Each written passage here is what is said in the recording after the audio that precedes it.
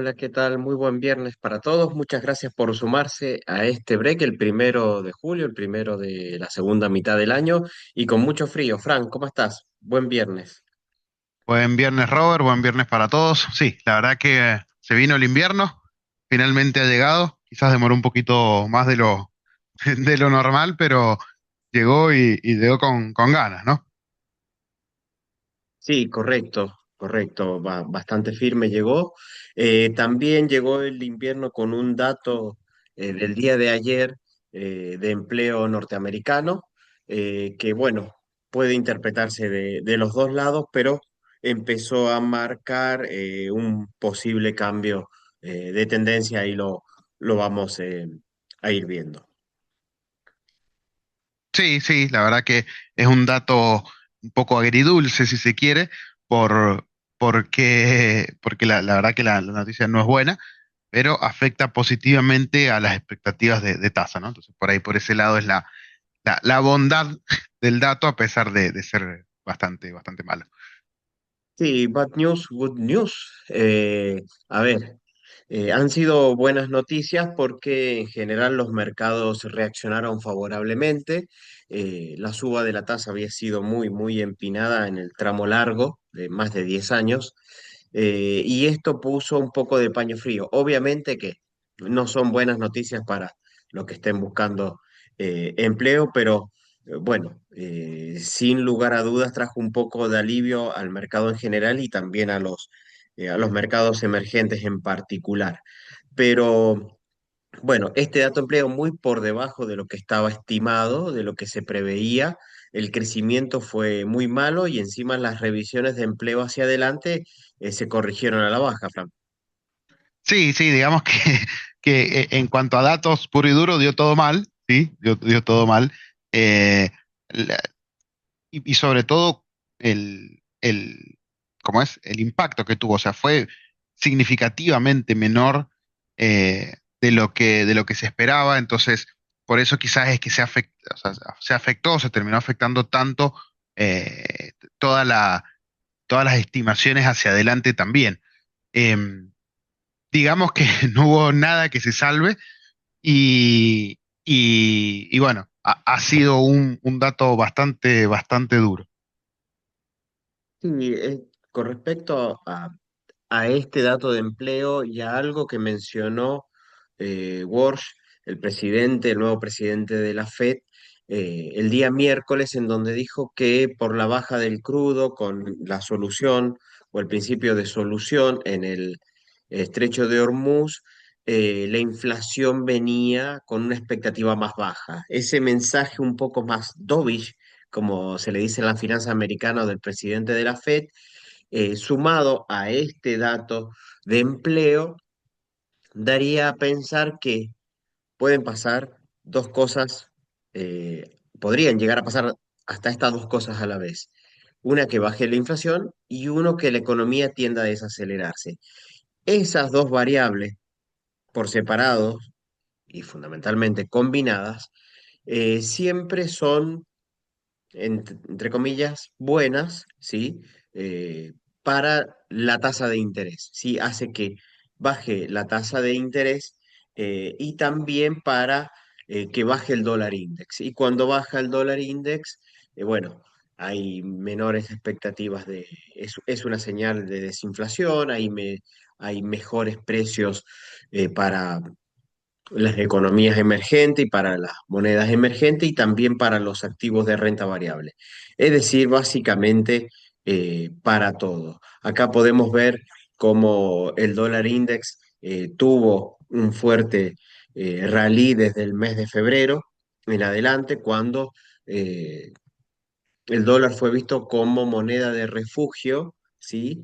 En el escenario del conflicto bélico en Medio Oriente, ¿sí? Y eso hizo que llegara a un pico, ¿sí? De 101, un poquito más de 101, 101 y medio, de fortaleza. Es algo que, eh, si viéramos el último año, recién cuando Trump estuvo por anunciar los aranceles, recién se llega a ese nivel, entonces era un nivel que en junio derivó en una fortaleza de la moneda americana y una debilidad del resto de las monedas, y ahí también un poco justificado nuestro movimiento en el tipo de cambio, que ya lo vamos a ver más adelante. El yen en mínimos, el dólar muy fuerte, pero bueno, esta pausa. Lo que queda por ver, Fran, si esta es una pausa o es un cambio de tendencia, sea un dólar más débil que podría dejar oportunidades de inversión en el resto de los activos. Claro. Sí, lo divertido fue que un poco la semana pasada hablamos de esto con respecto a nuestro tipo de cambio y bueno, ahora pareciera que se va a dar vuelta a la tortilla, entre comillas, eh, y vamos a quedar del otro lado. Eh, por ahora, bueno, no se puede especular tanto, ¿no? Por ahora sí hubo una corrección, no sabemos si la corrección va a seguir hacia abajo, ¿sí? O sea, si se va a continuar esta tendencia bajista o si nos vamos a quedar más o menos por esta zona. Hay que esperar, sí, entre comillas son buenas noticias para nosotros, o entre comillas no, son buenas noticias para nosotros. Lo que comentabas recién, Robert, eh, la debilidad del dólar hace que en general los commodities valgan más, ¿sí? Nominalmente valen más. Por eso es que termina beneficiando a las monedas emergentes que son los grandes productores de commodities, ¿no? Nos puede Sí. dar una mano, puede traer a nivel local un poco de alivio. Veremos cómo termina resultando todo. Sí, esto que le pusimos llegó el invierno, también podríamos haberle puesto bailando al son del dólar.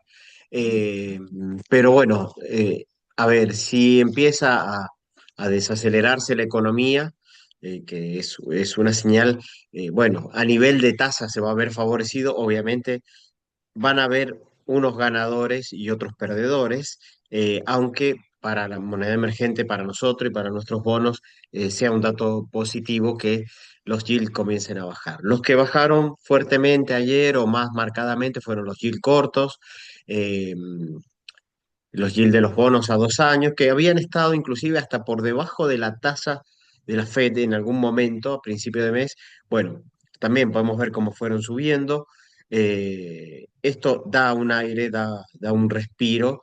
Veremos cómo se comporta. Hoy es feriado en Estados Unidos, así que no vamos a tener muchas referencias más que la de los mercados OTC. Pero bueno, es el driver a seguir. Wars hizo un guiño y eso fue tomado inmediatamente por los inversores de los distintos activos, y uno de esos que venía muy golpeado, inclusive había querido romper su soporte de $4.000, llegó a marcar 3.960 aproximadamente, fue el oro, sí que fue como la gran víctima de por lo menos más visible, ¿no, Fran? De la suba y el ascenso de los yields y de la tasa americana, fue como la gran víctima de todo este conflicto de Medio Oriente que se exacerbó allá por febrero. Bueno, parece que hay algo de vida ahí en el oro y en los que apuestan por el metal precioso.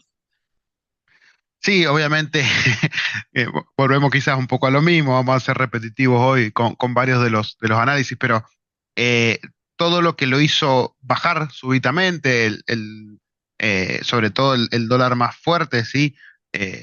Hace que ahora, al debilitarse levemente, bueno, volvamos todos al oro, o el mercado vuelva a mirar al oro como activo refugio de valor de una moneda que se debilita. Eh, Obviamente que los rendimientos más bajos, por esta razón, los rendimientos más bajos de los bonos hacen más atractivo el resto de las inversiones en general, ¿sí? No solamente el oro, pero bueno, el oro también se ve beneficiado. Entonces terminamos todo ahí también con una especie de círculo, vamos a ponerle virtuoso, a favor del oro, que genera esta nueva suba, ¿no? Recordemos que a niveles de 5.400 no estamos todavía bastante lejos, o sea que va a costar llegar a esos niveles, todavía queda una suba más que importante por delante para llegar, pero pero bueno, es un camino, ¿sí? Había perdido más del 30%. Veremos si lo logra recuperar. Y cuando uno lo mira desde el inicio de año, por ahí ese -9% Sí, es un poco mentiroso, ¿no? engañoso, Porque sí, sí, claro, sí. si lo ve desde el pico, desde el máximo, es muy fuerte la caída. También para nosotros siempre somos bastante constructivos con respecto al oro. Este semestre no lo fuimos tanto, sí, fuimos más escépticos. Creemos que el segundo trimestre puede ser mejor, sí. Eh, Fundamentalmente el último trimestre. Creemos que todavía está en una fase de consolidación. La media móvil de corto plazo eh, y, y la quebró a la baja por la media móvil de largo plazo, lo que le llaman la señal o la cruz de la muerte, como una tendencia bajista, pero bueno, estas noticias, pues, sin lugar a dudas, podrían ponerle piso. No sé si vamos a ver un fuerte rebote, pero sí podríamos estar consolidando una zona de 4.000, 4.200 dólares para el oro, eh, por lo menos de mantenerse esta tendencia a una Fed no tan hawkish, no digo dovish, pero no tan hawkish. Eh, Pensemos que el alza del año pasado fue 65%, fue muy, muy fuerte, con lo cual también lo decíamos con respecto a los mercados, 3 años seguidos de suba, vamos a tener un año malos en algún momento, no sabe cuándo, pero sabe que va a estar. Este primer semestre fue muy difícil por eso. Así que hay que ver ahora cómo se alinean las expectativas y fundamentalmente cómo se alinean las tasas eh, largas, fundamentalmente, ¿no? Las de 10 años, 20, 30, que ahí es donde hubo un empinamiento bastante, bastante fuerte. Hoy por hoy el oro respira, se consolida, respeta un soporte bastante importante.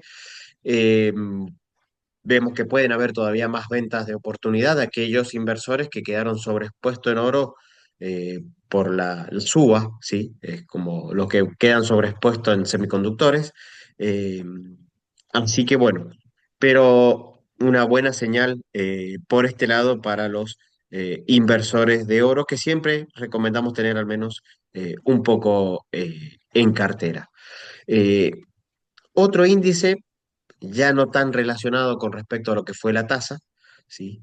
Pero es esto, Fran, de cómo venían los semiconductores, lo que venían ganando, algo lo mencionamos en el break pasado y ahora lo ampliamos un poco, esto de que estaban muy eh, endulzados los que cobraban el cheque y muy castigados los que pagaban los cheques, como si en algún momento eso, si eso pudiera ser indefinidamente para siempre.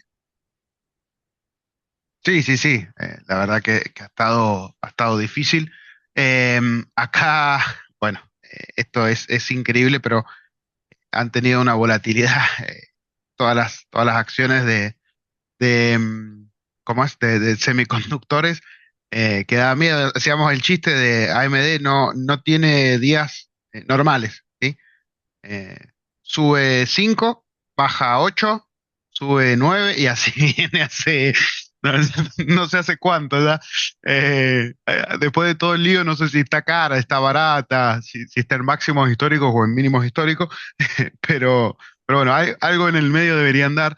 Pero más allá del chiste, han tenido, digamos, un movimiento bastante fuerte y sí están con ganancias muy por encima de todo lo demás, ¿no? De absolutamente todo lo demás.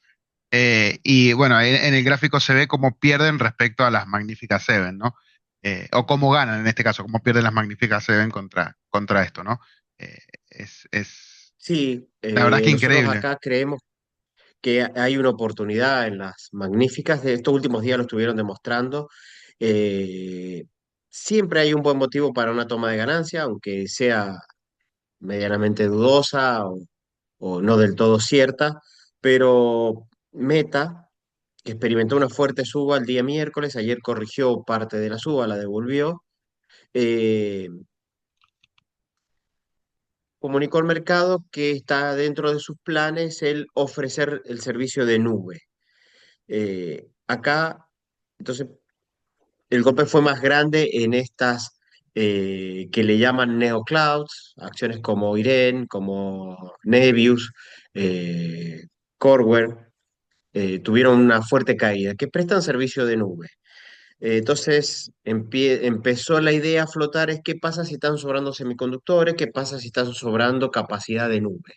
O qué pasa en el caso de las neoclouds, qué pasa si esas nubes no están, que vienen mostrando pérdidas.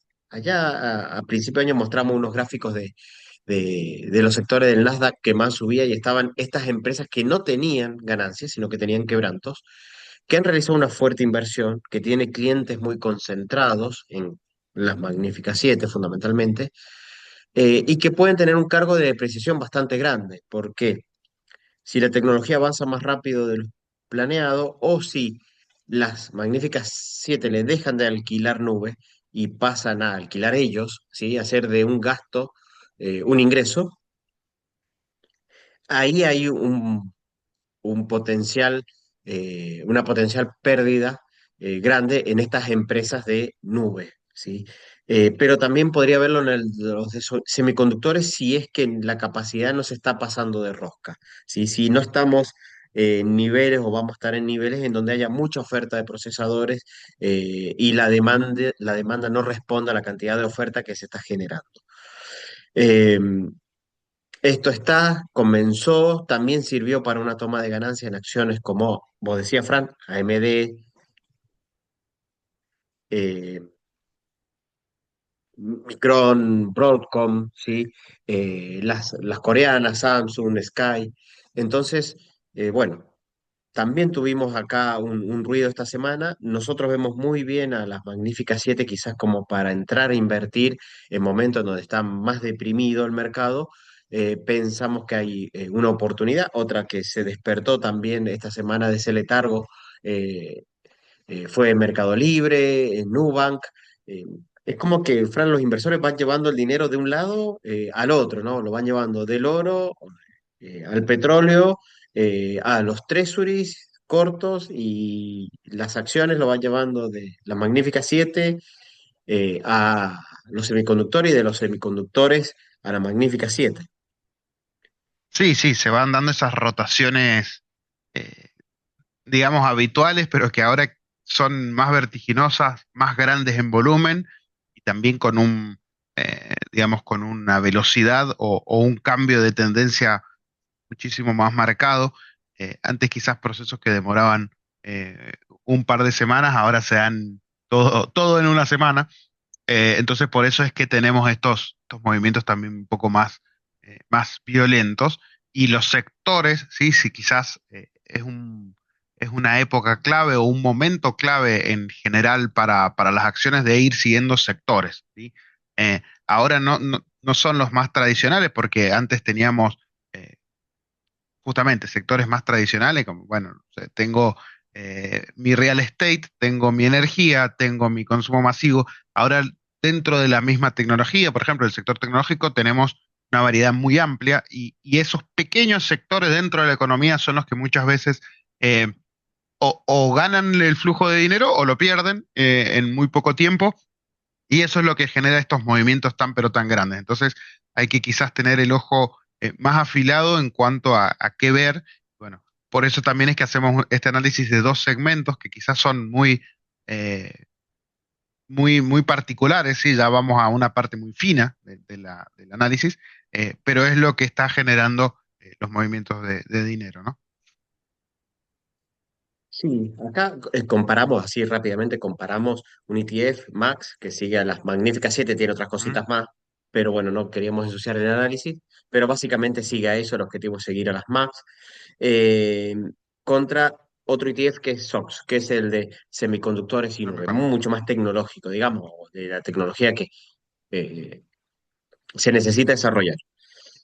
Acá están las principales tenencias de SOX, ¿sí? Bueno, Micron, Advance, todas estas acciones ganaron un montón. De ahí, y en esta tesis para un inversor agresivo, pero no tan agresivo a que no sé qué puede pasar, quién va a terminar ganando, si el que emite el cheque o el que lo cobra, o es que por ahí preferimos otros ETF tecnológicos ¿sí? Que incluyan, que tengan, por ejemplo, Nvidia, que tengan Micron, pero que también tengan Microsoft y Apple, ¿sí? Por lo general estamos más en ese tipo de ETF, ¿sí? Un poco más diversificado dentro de lo que es la especialización tecnológica, ¿sí? Como para evitar tener volatilidad, como también para evitar tanta concentración, porque con acciones que crecen tanto, verdaderamente se termina desbalanceando el portfolio y hay que pensar en una rotación.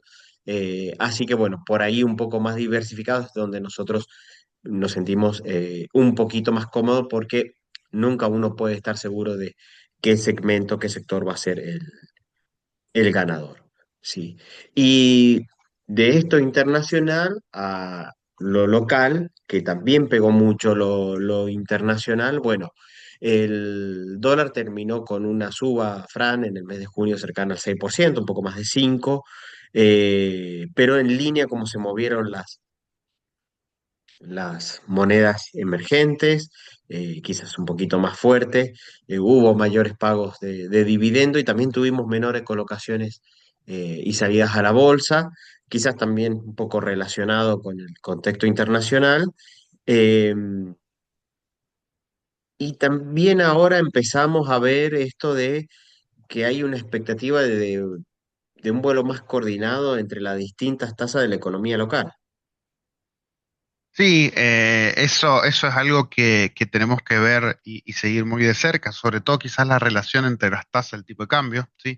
Que, bueno, siempre se dice que una acompaña a la otra, si la tasa sube, el tipo de cambio debería eh, bajar o mantenerse estable porque es digamos, menos, eh, lo mismo que comentábamos recién, ¿no? Es menos interesante eh, irse al tipo de cambio si la tasa en pesos es alta. Eh, en este momento la tasa en pesos en general de las letras y demás no está necesariamente alta, eh, pero en general también se ve un tipo de cambio estable, más allá de lo que ya hablamos, de que nos ha pegado el dólar a nivel global, como le pegó a Brasil, como bueno, ha sido general el asunto.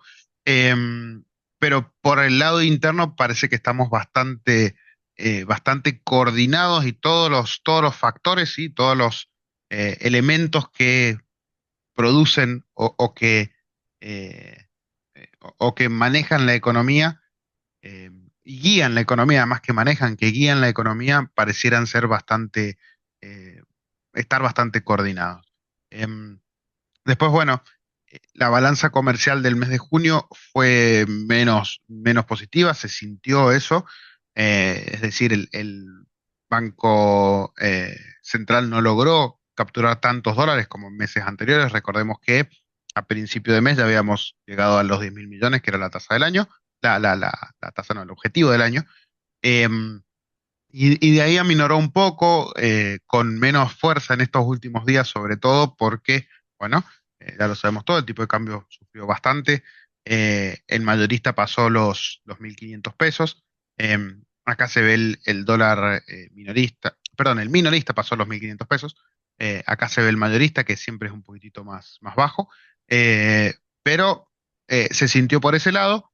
El central también lo sintió, entre comillas, y intervino menos o, digamos, forzó menos las compras, eh, con días, nada, mucho más humildes, digamos, en cuanto a compras, sigue comprando, sí, eso es un punto importante.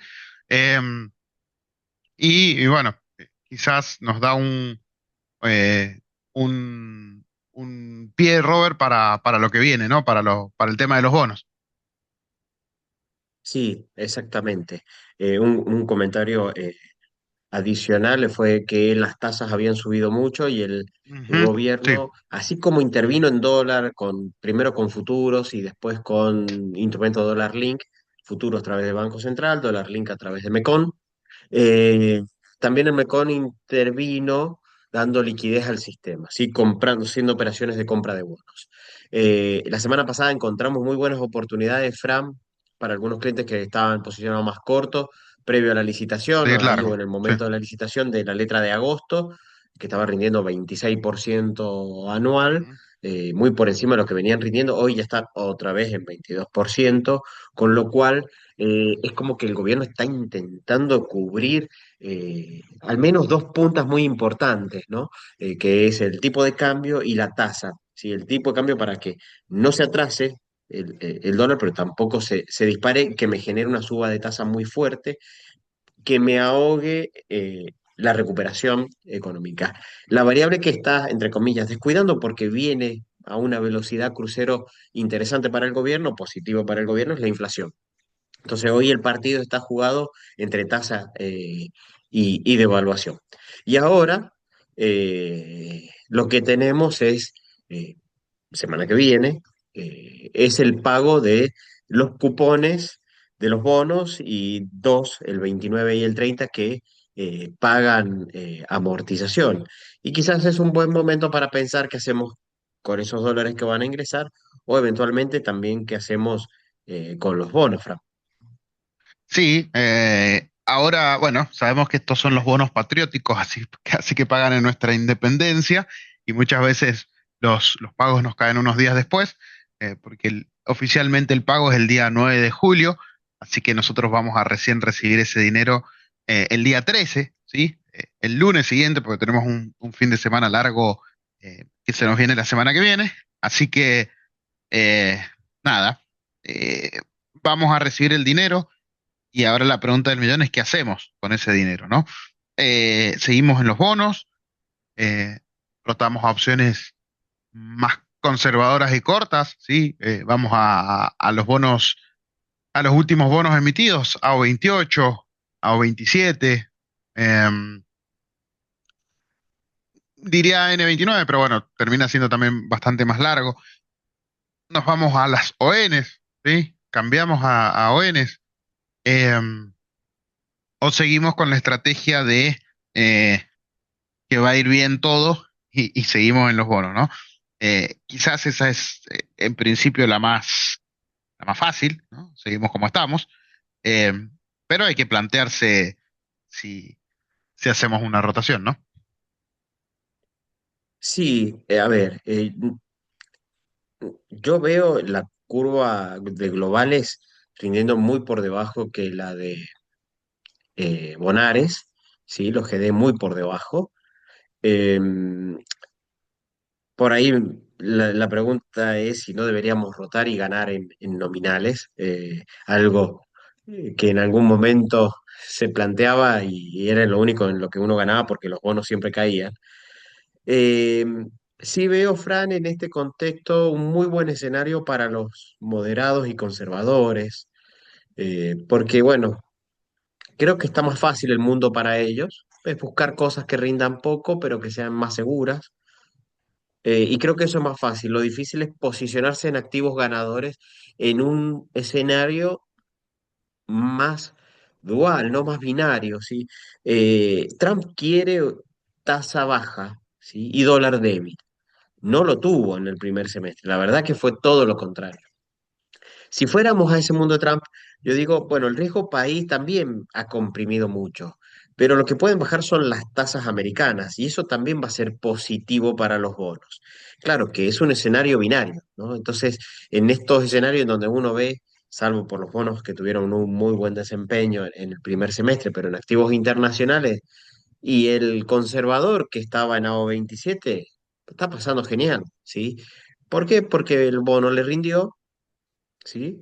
Eh, y no tuvo pérdidas y no tiene que estar escuchando esos comentarios de se voló tal activo, se voló otro activo, ¿no? Salvo los puntuales, como el caso de semiconductores. Entonces, este escenario, ¿sí? Por ahí para los conservadores bonos cortos, fondos LATAM si queremos evitar el riesgo argentino, aunque los fondos LATAM no han sido una panacea con la semejante suba de tasas, porque por ahí internacionalmente uno extiende duration para obtener mejores rendimientos. Eh, y bueno, en ese escenario, si Walsh está simulando ser hawkish para que el mercado le crea y después relajarse, sin lugar a dudas, los bonos largos son los que tienen más potencial por una eventual baja del riesgo país, pero adicionalmente baja la tasa internacional. Eso puede ser bastante positivo. Entonces, bueno, ahí vemos un potencial. Y si no, la otra es, bueno, si uno hizo ya buenas ganancias, puede tomar cierta ganancia, sentarse a esperar que pase un poco la tormenta y ver cómo se define el partido, tanto local en el 2027 como internacional, con las elecciones de medio término que se vienen hacia finales de año, que no hay que perder de vista, ¿sí? Importante también tener eso en la agenda. Pero ley local me gusta y para un moderado agresivo el tramo medio luce interesante. Y pasamos a la última placa de la presentación. Y acá con el ajuste que hubo en la curva SER, Fram, el SER podría ser también algo bastante protectivo y ser una especie de gema, de joya oculta que nos dé un buen rendimiento al mediano plazo, aunque no es para cualquiera. Sí, sí, han tenido, bueno, han tenido unas par de semanas quizás un poquitito más complicadas. Acá tuvimos unas noticias bastante interesantes hace unos días, no sé si fueron tanto como una noticia, pero sí un dato de una administradora grande de fondos que estaba migrando su tenencia corta a tenencia más bien mediana y larga, sobre todo a los nuevos eh, bonos duales, sí que básicamente en este momento son bonos de inflación también. Em, Recordemos que esos son, siguen a la inflación y a la tasa Tamar, a lo que convenga, ¿sí? Entonces, si bien tienen un poco menos de rendimiento que los bonos puramente ser, justamente rinden menos porque tenemos esa pequeña cobertura si la tasa en algún momento se tornara positiva. Em, pero bueno, sí hubo una rotación a la parte más larga, ¿sí? Más allá de los duales, también en los ser puros hubo una rotación a la parte más larga. Eso quizás golpeó bastante los rendimientos, ¿sí? De algunos fondos y de las carteras en general estábamos más, o que estaban más a corto plazo, porque sufrieron bastante. Eh, y ahora se espera que un poco los bienaventurados que empezaron a mudarse a la parte larga tengan un cierto premio de acá en adelante, ¿no? El premio se ve claramente en la curva, rendimientos eh, del 8 o más en algunos casos, ¿sí? Por sobre la inflación. Eh, y digamos, empiezan a ser, si lo vemos meramente como una tasa de arbitraje, si el tipo de cambio y la inflación se mantienen constantes, vamos a ganar más por este lado que por el lado de los bonos hard dollar, ¿no? Por ahí, por esa es la comparativa y por qué nos sirven como cobertura, incluso considerando la inflación en el exterior, ¿no? Es una cobertura más integral, si se quiere. Sí, en ese aspecto, si hubiera algún rebote de inflación norteamericana, uno que asume en estos casos, asume que va a importar inflación, ¿no? Eh, Eso pasaría, ¿sí? A lo mejor no es inmediato, pero uno debería decir, bueno, la inflación local va a contener a la inflación internacional, ¿sí? Entonces, si la inflación pasa de 3 a 4, la inflación local también va a subir en esa magnitud. Un bono que ajusta por inflación, lo mismo que si ajustara por dólar, ¿no? Pero que rinde inflación más 8 en 5 años, nos estaría dando casi un poquito menos de un rendimiento real de un 50%, ¿sí? En términos reales, solamente en 5 años, con lo cual es bastante interesante. Aquellos que que tienen la dualidad, que es Tamar, ser, lamentablemente hay hasta el 2010 nada más, 2008, 9, 10, no hay más allá, pero sin lugar a dudas la emisión de esos títulos a lo largo del mes de junio y algo en el mes de mayo, que fueron muy buscados por bancos fundamentalmente y que a nosotros nos parecen muy interesantes, porque la Argentina siempre tiene tasa negativa, pero si se normaliza va a tener tasa positiva, entonces estaban rindiendo Tamar más 15, ahora más 8, más 9 también. Eh, es un buen premio. Obviamente, estos bonos no es para un inversor que quiera tradear, es para un inversor que va a comprar y se va a olvidar. Por ejemplo, puede ser un bono para alguna caja de pensión o de jubilación, porque me asegura tener rendimientos reales en esos niveles, lo cual no es poco, es pensar que uno todos los años le va a ganar con los ingresos a la inflación en un 8%. Entonces, bueno, empiezan a tener como una cobertura adicional por encima de los hard dólar. Y encima los instrumentos SER siempre respondieron bastante bien a gobiernos complicados, ¿sí? Obviamente, si hubiera un gobierno que dice defolteo todo, bueno, nada se va a salvar, pero vamos a tener otros problemas más importantes que el valor de los bonos. En ese contexto lo vemos interesante, como vos decías, Fran, bueno, a ver, tantas emisiones lastraron un poco la curva SER, le pusieron presión. Esto que algunos fondos empezaron a salir de una parte y se fueron a otra, también le puso presión a determinados bonos. Eh, pero bueno, vemos que de aquí en adelante se puede empezar a reconstruir la curva. Los rendimientos han quedado bastante interesantes. Pensemos que un bono SER ha rendido en dólares aproximadamente dólar más 20, más 25, dependiendo del bono, con lo cual también han dado un buen rendimiento y también estamos en condiciones, algunos que quieran o piensen en tomar ganancia, es una alternativa razonable, no por buenos fundamentos, sino por una abultada ganancia en dólares. Pero bueno, queríamos mostrarlo porque también acá hay oportunidades de mediano plazo para inversores que pueden esperar y que con menos volatilidad quizás que los bonos hard dollar tengan rendimiento un poco superiores y una cobertura eh, adicional. Así que bueno, con esta última presentación llegamos al final del break. Muchas gracias por haberse sumado. Aviso, no tenemos break la semana que viene, sino recién la otra. Así que bueno, nos estaremos viendo en 15 días. Exacto, nos tomamos el fin de largo y salteamos la semanita corta donde por ahí no hay tantas novedades y nos estaremos viendo exactamente en 15 días, el día 18 si mal no hago el cálculo.